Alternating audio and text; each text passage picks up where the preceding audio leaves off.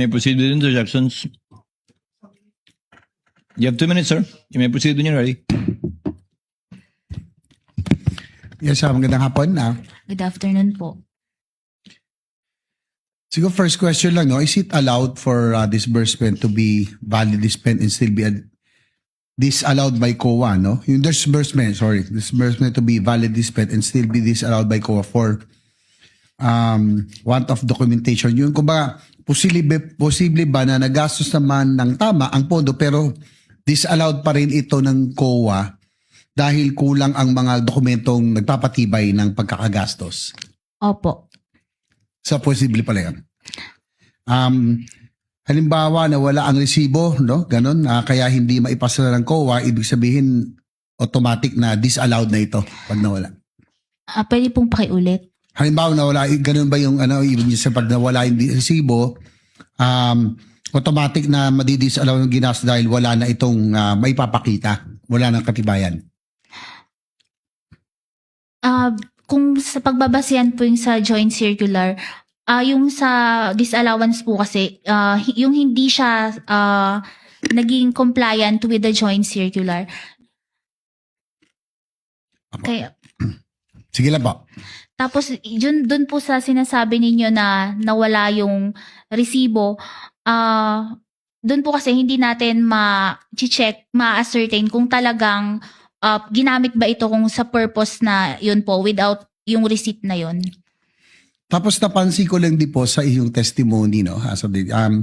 Yung pong period ng December at New Year season, sa iyong bang experience, ito ba yung normally na nagkakaroon ng increase sa paggastos ng kasi ito yung tungkol sa confidential at nagkaroon ng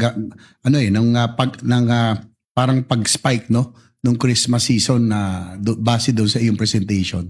Normal ba ito sa ibang ahensya rin? Yun po kasi sa ibang ahensya, as a general, dun po sila sa 3-month period po. Dun po yung paggastos nila. So yung kasi madalas pag Christmas season, yan yung peak season sa karamihan ng paggastos eh. So yung sa confidential and other itong mga itong pinag-usapan nating mga pondo rito, ganun di ba? Meron bang normal ba na ganun ang karamihan na ginagastos na panahon na lumalaki? Hindi po.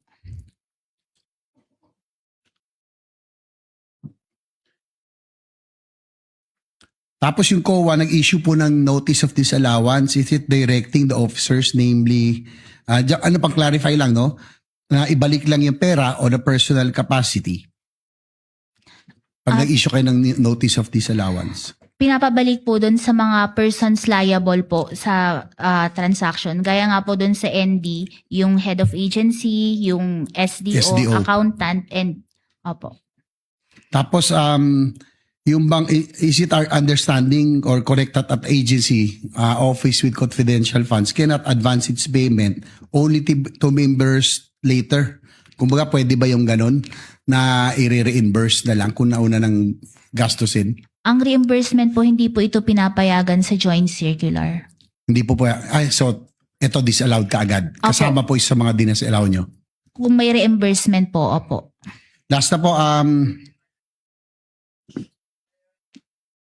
in your experience sa inyo pong confidential fund expenses, have you come across with other agencies sa ibang ahensya na nagastos yung ganito karami in such a period? Kasi meron doon 11 months na parang na-reiterate, no, sa mga nabasa ko lang po. Na ganun kabilis din po. Yung sa ibang agency po, hindi ko na po siya pwedeng i-disclose kasi part na po ng audit ng... That's all, Mr. Thank you, Senator Judge Ejercito. Senator Judge Rafi